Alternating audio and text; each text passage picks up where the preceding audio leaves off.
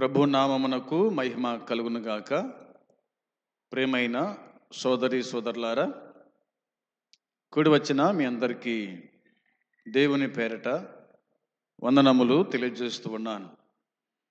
దేవుని మహాకృపను బట్టి మరలా ఈ దినమున ఈ విధంగా దేవుని వాక్యాన్ని వినడానికి ప్రభు మనకిచ్చినటువంటి ఈ ధన్యతను బట్టి దేవునికి స్తుతి, ఘనత, మహిమ, ప్రభావములు ఆరోపించుచు ఉన్నాను. సోదరి సోదరులారా, ఈ దినమున ఒక ప్రత్యేకమైనటువంటి అంశాన్ని మనము విందాము. బైబిల్ నుంచి మరి ఇర్మియా గ్రంథం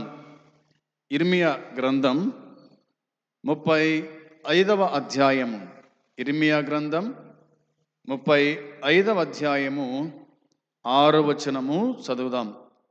6వ వచనం: వారు మా పితరుడగు రెకాబు కుమారుడైన యెహోనాదాబు మీరైనను మీ సంతతి వారైనను ఎప్పుడును ద్రాక్షరసము త్రాగకూడదని మాకాజ్ఞాపించను గనుక మేము ద్రాక్షారసము త్రాగము.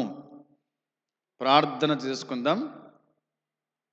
ప్రేమ నమ్మకము కలిగిన పరలోకమందున్న మా తండ్రి, నీ పరిశుద్ధమైన పాదములకు వందనములు, స్తోత్రములు, కృతజ్ఞత స్తుతులు చెల్లిస్తూ ఉన్నాం.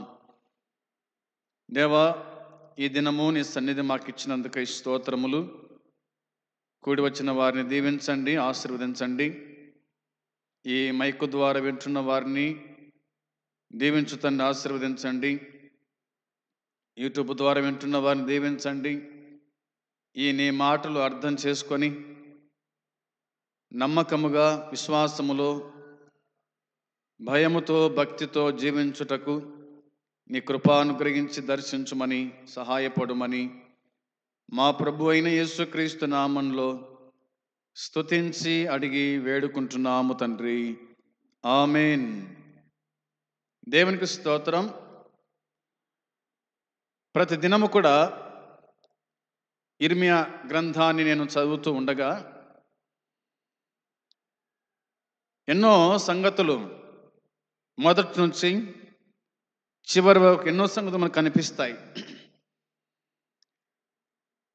కాబట్టి నేను చదువుతూ ధ్యానం చేస్తూ ఉంటే ఈ మాట కనిపించింది.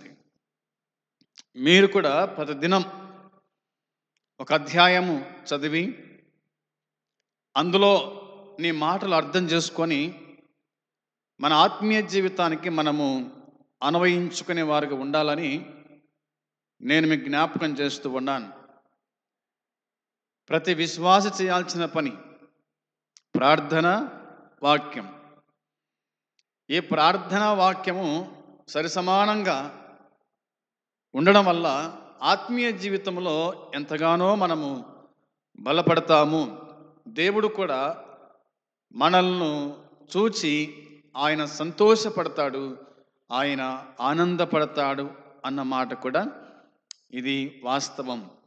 అనుదినము నా గడప యొద్ద కనిపెట్టుకొని నా ఉపదేశములను గైకొనుచు ఆ ప్రకారంగా జీవించు వానిని నేను ఆశీర్వదిస్తాను అని ప్రభువు చెప్పిన మాట. అందుని బట్టి దేవుని దాసులమైన మనము, దేవుని బిడలమైన మనమందరం కూడా దేవునితో ఎక్కువ సహవాసం గలవారమై ఉండాలా అన్నది దేవుని వాక్యం చెప్తున్న మాట. కాబట్టి ఈ యొక్క 35వ అధ్యాయంలో మనం చూసినప్పుడు ఇక్కడ రెకాబీయులు కనిపిస్తారు. రెకాబీయులు ఎవరు? ఈ రెకాబీయులు, వీరి సంతతి ఏమిటి, వీరి జీవిత గమ్యం ఏమిటి అనేది మనము చూచినప్పుడు ఇలాగా దేవుని వాక్యం చెబుతోంది. 2వ వచనం చదువుకుందాం. 35వ అధ్యాయము 2వ వచనం: నీవు రెకాబీయుల యొద్దకు పోయి వారితో మాట్లాడి యెహోవా మందిరములోని గదులలో ఒకదాని లోపలికి వారిని తోడుకొని వచ్చి త్రాగుటకు వారికి ద్రాక్షరసమిమ్మని సెలవీయగా అని దేవుని వాక్యం చెప్తూ ఉంది. దేవుడైన యెహోవా ఇర్మియాకు ప్రత్యక్షమై ఇర్మియాతో మాట్లాడుతున్న మాటలు మనం చదువుకున్నాం. దేవుడే సెలవిచ్చినాడు. ఇర్మియాతో మాట్లాడి నీవు రెకాబీల యొద్దకు పో అన్నాడు.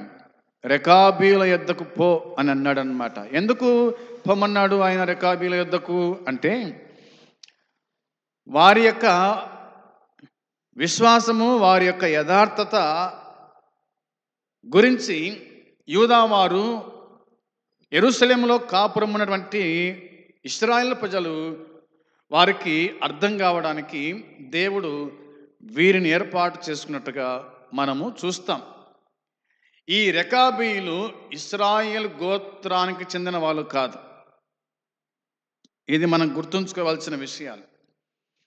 ఎవరు ఈ రెకాబీలు అని మనము ఆలోచన చేసినప్పుడు, వీరు మోసే మామ అయిన ఇత్రోకు చెందిన కెయీను కుమారులు. మోసే మామ అయిన ఇత్రోకు చెందిన కేనీయులు అనే మాట కనిపిస్తూ ఉంది. వీరు సంచార జీవనం చేసే జాతికి చెందిన వాళ్ళు అన్నమాట. అంటే వీరు పశువులను మేపుతూ ఎక్కువగా అడవిలో ఉన్నటువంటి వారు అన్నమాట. పశువులను మేపేవారు ఎక్కడుంటారు? ఈనాడు దినాల్లో అయితే ఏ ఇంటికి ఆ ఇంటికి పశువులు ఉన్నాయి. మా ఇంట్లో కొన్ని బర్రెలు ఉంటాయి, మరికొంతమందికి జీవాలు, మరికొంతమందికి ఎడ్లు కదా. ఇట్లా ఎవరింటికి తగ్గట్టుగా వాళ్ళు పెట్టుకున్నారు. కానీ ఆ దినాల్లో ఒక మంద ఉన్నటువంటిది, దాన్ని జంగిలి అంటారు. ఒక కుటుంబీకులు లేదా ఒక గోత్రకర్తలు అందరూ కూడా మందలు మేపేటువంటి వాళ్ళు. ఈ మందలు మేపేవారు ఎక్కువగా అడవుల్లోనే ఉంటారు, పొలాల్లోనే ఉంటారు. వారు ఇల్లు కట్టుకోరు, వారికి పొలం అంటూ ఉండదు, వారికి ద్రాక్ష తోటలంటూ ఉండవు. వారు కేవలము గుడారాల్లో మాత్రమే నివసించేటువంటి వారు. అందుకే వారి గురించి రాయబడింది, వీరు సంచార జీవనం చేసే జాతికి చెందిన వారు అని. దీన్ని బట్టి మనం ఆలోచన చేస్తే న్యాయాధిపతుల గ్రంథం 1వ అధ్యాయం 16వ వచనము చూడగా, న్యాయాధిపతుల గ్రంథము చూడండి 1వ అధ్యాయము 16వ వచనము మనం చూస్తే అక్కడ ఈ విధంగా రాయబడింది, మోసే మామ అయిన కెయీను కుమారులు యూదా వంశస్థులతో కూడా అనే మాట మనకు కనిపిస్తూ ఉంది. ఇక దినవృత్తాంతములు 1వ గ్రంథం 2వ అధ్యాయం 55వ వచనం చూడగా, దినవృత్తాంతములు 1వ గ్రంథము దేవుని వాక్యం చెప్తున్న మాట ప్రకారంగా 2వ అధ్యాయము 55వ వచనం, ఎబ్బేజులో కాపురమున్న లేఖికుల వంశములైన తిరాతీయులను, సిమాతీయులను, సుక్కోతీయులను, వీరు రెకాబు ఇంటి వారికి తండ్రి అయిన అమాతు వలన పుట్టిన కేనీయుల సంబంధులు అన్నమాట. కేనీయుల సంబంధులు అని దేవుని వాక్యము చెబుతూ ఉంది.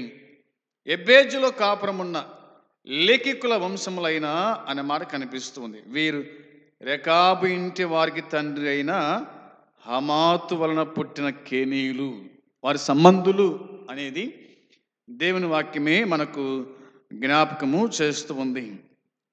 ఇక వీరి ముత్తాత యోనాదాబు ఈ రెకాబీలకు, రెకాబు యొక్క తండ్రికి, వారి కుటుంబీకులకు ముత్తాత ఉన్నాడు ఒక ఆయన పేరు యోనాదాబు అనే మాట మనకు బైబిల్లో జ్ఞాపకం చేస్తూ ఉంది. 2వ రాజుల గ్రంథం 10వ అధ్యాయము 15వ వచనం చూడండి. 2వ రాజుల గ్రంథం దేవుని వాక్యం చెప్తున్నట్టుగా 10వ అధ్యాయము 15వ వచనం,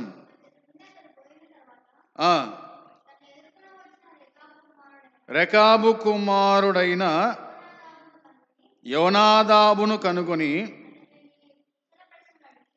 చాలు. ఇక్కడ రాయబడిన మాట మనం చూస్తాం. రెకాబు కుమారుడైన యెహోనాదాబును కనుగొని అన్న మాట ఉంది. వచనం 27 చూడండి. 27 వచనం చదువుకుందాం. అదే రాజుల 2వ గ్రంథమే 10వ అధ్యాయము 27 వచనంలో, మరియు బయలు ప్రతిమను గుడిని క్రింద పడగొట్టి దానిని పెంట ఇల్లుగా చేసి నేటి వరకు అది అలాగనే ఉన్నది అని దేవుని వాక్యం చెప్తుంది. ఈ వచ్చిన భాగాలు మనం ఆలోచన చేయగా యెహోనాదాబు గురించి దేవుని వాక్యం మనకు గుర్తు చేస్తుంది. తర్వాత వారి ముత్తాత యోనాదాబు అనే మాట కనిపిస్తుంది. యోనాదాబు అనే మాట కనిపిస్తూ ఉంది. దాదాపుగా వీరు 200 సంవత్సరాల క్రితము వారికి ఏ విధమైన మద్యాన్ని సేవించవద్దని, స్థిరమైన కట్టడాలలో మీరు నివాసం ఉండవద్దని, పంటలు పండించవద్దని ఆదేశించినట్టుగా దేవుని వాక్యం గుర్తు చేస్తూ ఉంది. ఆ సంగతులు మనకు ఈ ఇర్మియా గ్రంథంలో మనము చూడగలుగుతూ ఉన్నాం. 200 సంవత్సరాల క్రితము తన ముత్తాతటువంటి యోనాదాబు చెప్పినటువంటి ఆజ్ఞకు వాళ్ళు కట్టుబడి జీవించినట్టుగా మనం చూస్తూ ఉన్నాం. మనమైతే మన తండ్రి యొక్క ఆజ్ఞను గైకొని అలాగా జీవించగలుగుతామా? మన అబ్బా యొక్క మాటలు విని, మా అబ్బ చెప్పినాడు, మా నాన్న చెప్పినాడు, మా అబ్బా వాళ్ళ అబ్బా చెప్పినాడు, మేము ఈ విధంగా ద్రాక్షరసం తాగకూడదంట, పంట వేయకూడదంట, ఇల్లు కట్టుకోకూడదంట, నార నాటకూడదంట, ద్రాక్ష తోటలు నాటకూడదంట, మేము ద్రాక్షరసమే తాగము అని చెప్పగలిగినటువంటి వారు ఈ భూమి మీద ఉన్నారా అంటే ఇలాంటి వారు తప్ప ఇక ఇశ్రాయేలు 12 గోత్రాల్లో ఎవరు కూడా దేవుని మాట విన్నట్టుగా, న్యాయంగా నడుచుకున్నట్టుగా, ఆజ్ఞలు పాటించినట్టుగా, ప్రభు మాట విన్నట్టుగా ఎక్కడ మనకు కనిపించదు. 12 గోత్రాల వారందరూ కూడా దేవుని ఆజ్ఞ మీరిన వాళ్ళే, దేవునికి విరుద్ధంగా తిరిగిన వాళ్ళే. అందుకే ప్రభు మోషేతో చెప్పిన మాట ఏమంటే, మోషే, ఈ ప్రజలు లోబడనొల్లని ప్రజలు, తిరుగుబాటు చేసే ప్రజలు, నాకు కోపాన్ని రేపించినారు, దుఃఖాన్ని కలిగించినారు అని మోషేతో ఎన్నోసార్లు ప్రభువు చెప్పి తన బాధను వెల్లపుచ్చినట్టుగా దేవుని వాక్యం మనకు జ్ఞాపకం చేస్తూ ఉంది. కాబట్టి వాక్యంలో మనకు జ్ఞాపకిస్తున్నప్పుడు ఇలాగా దేవుని వాక్యం చెబుతున్న మాట అదే కదా. 3వ వచనం చూడగా బైబిల్లో ఇలా రాయబడింది. 3వ వచనంలో, నేను ఇర్మియా కుమారుడును యజన్య మనుమడునైన అబాజినాను అతని సహోదరులను అతని కుమారులందరినీ అనగా రెకాబీల కుటుంబీకులందరినీ తోడుకొని వచ్చి తిని అన్నాడు. దేవుడు చెప్పిన మాట ప్రకారంగా రెకాబు కుటుంబీకులను తోలుకొచ్చినాడు ఇర్మియా. దేవుని మందిరములో, యెహోవా మందిరములోనికి గదులలో ఒకదానిలోనికి వారిని తోడుకొని వచ్చినట్టుగా దేవుని వాక్యం చెబుతూ ఉంది. యెహోవా మందిరములో దైవజనుడగు యుగ్దాల కుమారుని హనాను కుమారుల గదిలోనికి వారిని తోడుకొని వచ్చి తిని అని అన్నాడు అనమాట. అది రాజుల గదికి సమీపమున ద్వారపాలకుడు షల్లూము కుమారుడైన మయాషయ గదికి పైగా ఉండెను అని దేవుని వాక్యం చెబుతూ ఉంది. తోడుకొచ్చాడు,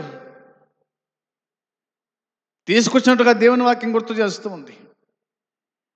అందుని బట్టి మనకు ఏం అర్థమవుతుంది, మనం ఏం అర్థం చేసుకోగలుగుతాం అంటే, దేవుడు చెప్పిన మాట ప్రకారంగా ఇర్మియా చేశాడు. వారిని తీసుకొచ్చినట్టుగా వాక్యం చెబుతూ ఉంది.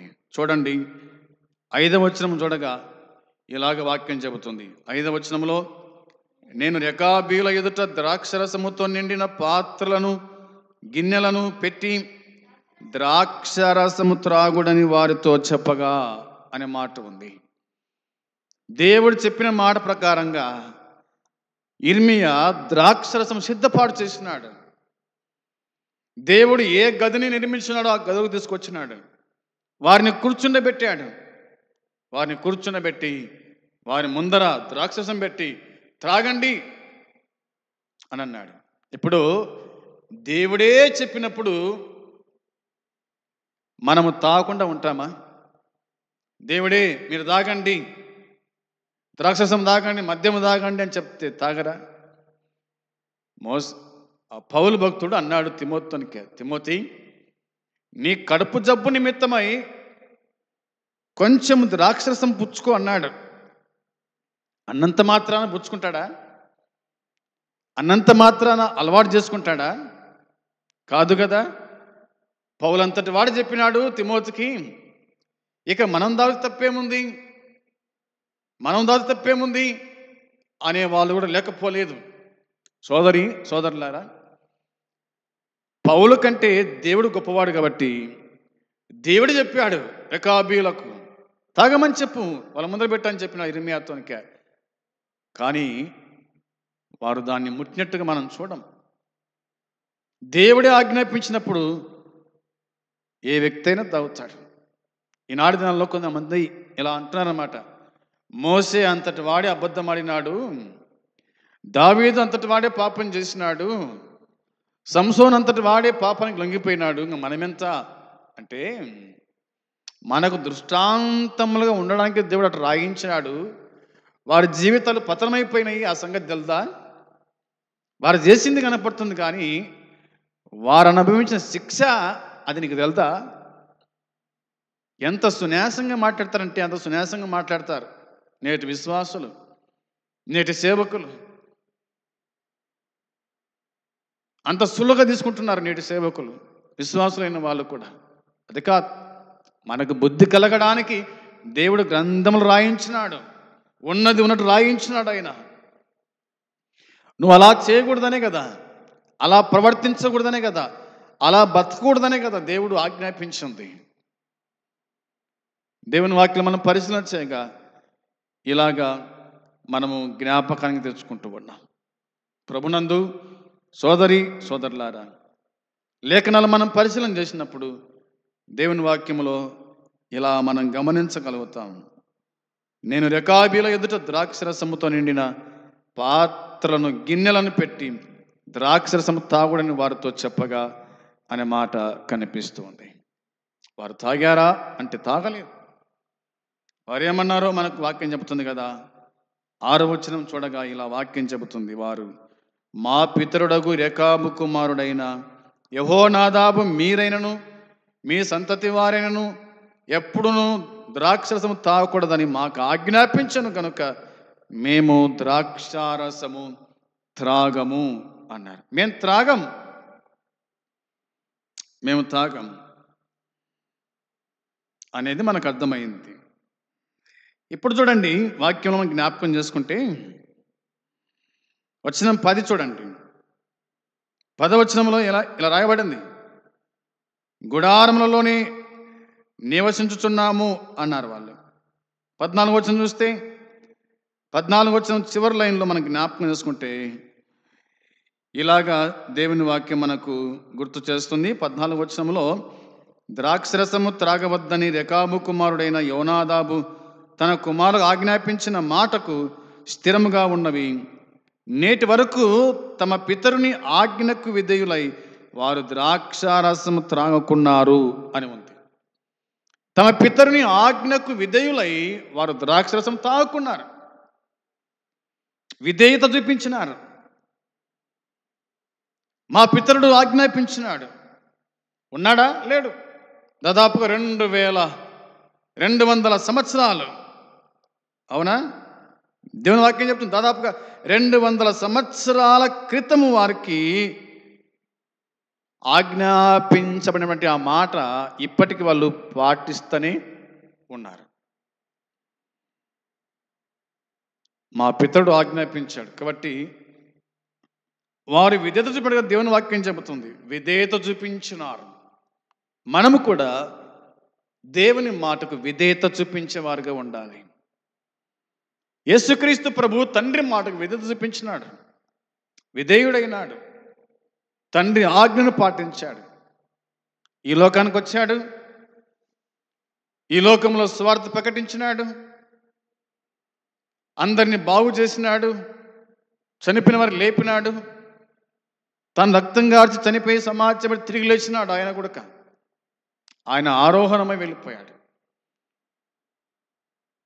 యేసుక్రీస్తు ప్రభు అన్నాడు, చేయుటకు నీవు నాకు ఇచ్చిన పని సంపూర్తి చేసి ఉన్నాను, ఇక సమాప్తమైంది అని చెప్పినాడు.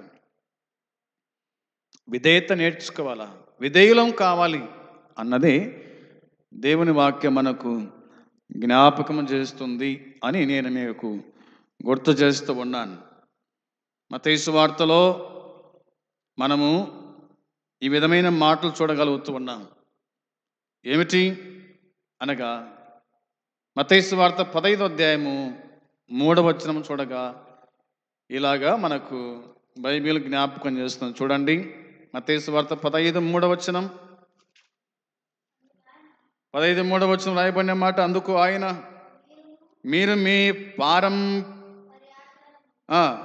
మీరు మీ పారంపర్యాచారము నిమిత్తమై దేవుని ఆజ్ఞను ఎందుకు అతిక్రమించుచు ఉన్నారు అన్నమాట. దేవుని ఆజ్ఞను ఎందుకు అతిక్రమించుచు ఉన్నారు అని అన్నాడు.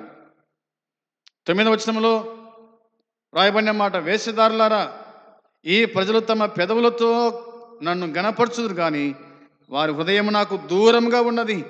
మనసులు కల్పించిన పద్ధతులు దైవోపదేశములని బోధించుచు వారు నన్ను వ్యర్థముగా ఆరాధించుచున్నారు అని యెషయా మిమ్మల్ని గూర్చి ప్రవచించిన మాటలు సరియే అని వారితో చెప్పినాడు. పారంపర్యాచారము అదే పద్ధతిని పాటిస్తూ ఉన్నారు, ఆ ప్రకారం జీవిస్తున్నాను. మీరందరూ కూడా అలా జీవించకూడదు. నన్ను వ్యర్థంగా మీరు ఆరాధిస్తున్నారు, నేనంటే మీకు లెక్కలేదు అని వేషధారులతో చెప్పినట్టుగా, పరిశీలతో సద్దుకలతో చెప్పినట్టుగా దేవుని వాక్యం గుర్తు చేస్తూ ఉంది. ఇంకా మనకు చాలా మాటలు కనిపిస్తాయి. వారు దేవుని మాట వినలేదు, ఆ ప్రకారంగా జీవించలేదు అని దేవుని వాక్యం చెబుతూ ఉంది. ఇలాగ అన్నాడు ప్రభు. అయితే వాక్యం చెబుతున్న మాట మనం ఆలోచన చేయగా, నేను పెందలకడ లేచి మీతో బహు శ్రద్ధగా మాట్లాడినను మీరు నా మాట వినకున్నారు. పెందలకడ లేచి ప్రవక్తలను పంపించాడు, ఇర్మియాను పంపించినాడు. దేవుడు మాట్లాడిన మాటలు వారు వినకున్నారని మనకు ఇర్మియా గ్రంథం 35వ అధ్యాయం 14వ వచనం చివరిలో మనకు ఆ మాట కనిపిస్తుంది. వినకున్నారు, వినడం లేదు. దేవుని మాట కంటే మనుషుల మాట వింటున్నారు, దేవుని మాట కంటే అపవాది మాట వింటున్నారు, దేవుని మాట కంటే సైతాను మాట కదా, లోక సంబంధమైన మాటలు వింటున్నారు, కానీ దేవుని మాట మాత్రం వినడం లేదు. పెందలకు లేచి వెళ్ళి చెప్తూ ఉడక వారు వినలేదు అని దేవుని వాక్యం చెబుతూ ఉంది. 35వ అధ్యాయం 13వ వచనం చూడగా, 13వ వచనం చూడగా, నీవు వెళ్ళి యూదా వారికిని యెరూషలేము నివాసులకును ఈ మాట ప్రకటింపుము, యెహోవా వాక్కు ఇదే, మీరు శిక్షకు లోబడి నా మాటలను ఆలకింపరా అన్నాడు. మీరు శిక్షకు లోబడి నా మాట ఆలకింపరా? లోబడండి మీరు అంటే లోబడడం లేదు, ఆలకించడం అంత మట్టుకే లేదు. యెహోవా వాక్కు ఇదే, అవునా? శిక్షకు లోబడి నా మాటలు ఆలకింపరా? ఆలకించడం లేదు. 17వ అధ్యాయం చూడండి, 7వ వచనం. ఇర్మియా గ్రంథం 17వ అధ్యాయము 7వ వచనం చూడగా, యెహోవాను నమ్ముకొనువాడు ధన్యుడు, యెహోవా వానికి ఆశ్రయముగా ఉండును అని ఉంది. వచనం 8 కూడా చూడండి. వాడు జలముల యొద్ద నాటబడిన చెట్టు వలె నుండును, అది